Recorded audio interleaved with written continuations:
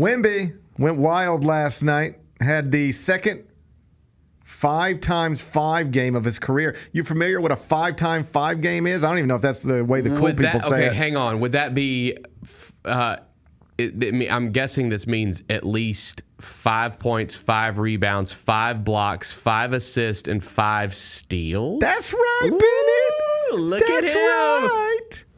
Last night, he did it. 25 points, 9 rebounds, 7 assists, 5 steals, 5 blocks. It means he had at least 5 in at least 5 categories.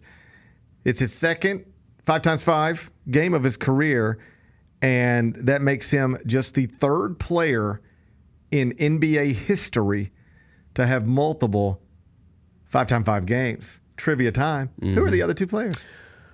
Oh, let's go with... One man did it 6 times, another man did it 3 times.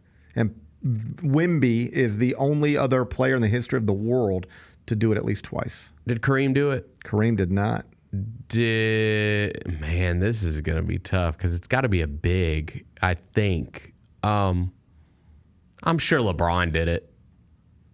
LeBron has never done it. Is it? I mean, it's Hall of Famers, right? One of them is. One of them is a Hall of Famer. Another one you would never get. We could sit here forever and you would never. Really? Yeah. Olajuwon? Olajuwon is one of them. Boom. And he's the leader with 6. The other one? Give me the. Wait, don't tell me. Give me.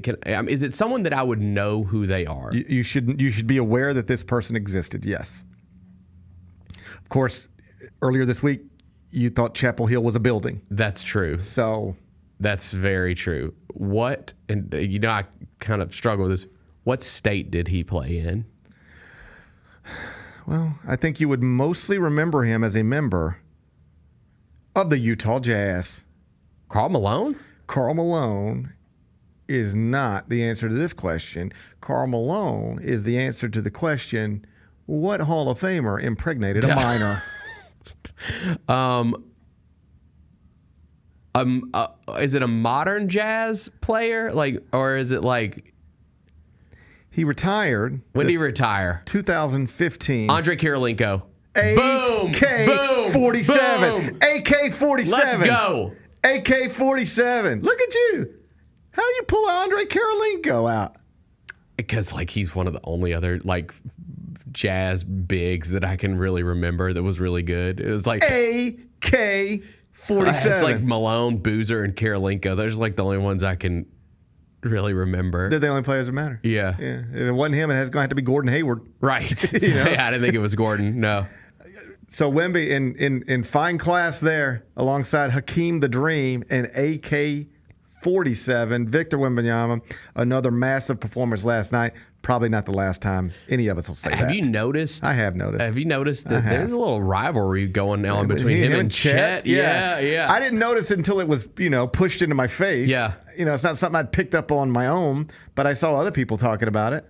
They say Wemby will not even say Chet's name. His name. They won't even want him to say his name. I like it. I need rivalries. I don't understand when people won't say other people's names. Or people remember when Dan Mullen wouldn't say Ole Miss? Yes, I do remember. And then there's Urban Meyer won't say Michigan, and the Michigan coach would never say Ohio State. Doesn't that seem a little silly? That is kind of silly. Yes, that is kind of silly. If I were ever the head football coach at Mississippi State, you know what? You know how I would refer to Ole Miss? I would call them Ole Miss. I would just speak about them, and I'd be like, it's a fine school. It's a fine school, and they got a nice campus, and I would be above shit talking my rival. Yeah. I would kill you with kindness. So I agree with that, by the way.